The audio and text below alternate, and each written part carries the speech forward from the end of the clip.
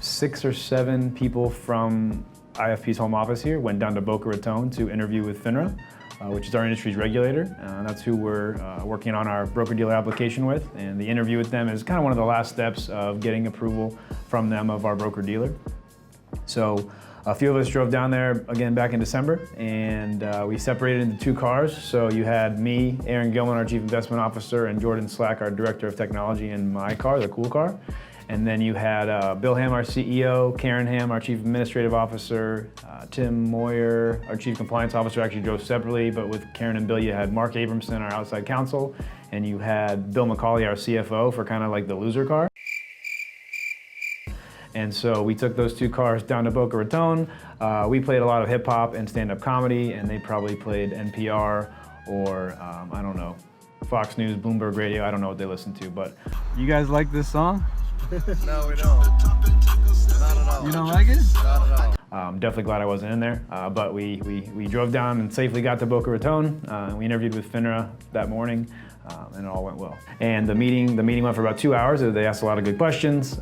We answered, hopefully, in a good manner as well. But they did tell us that I think we were one of the largest new member applications they've seen in a long time, which was cool. And I think they said that if we were approved, we'd be the largest member of our district here in Florida.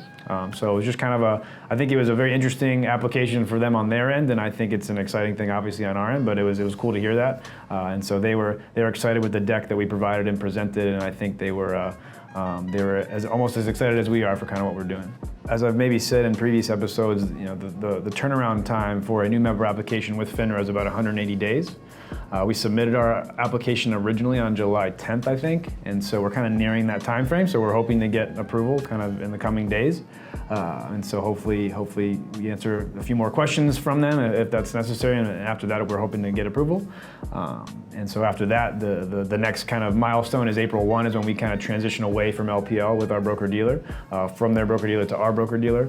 And so that's kind of the next milestone. So if and when we get approval in the coming days, we now look to kind of finishing the setup of our broker-dealer platform at purging, and then we look to April 1 as we kind of start to move our advisors to our new platform.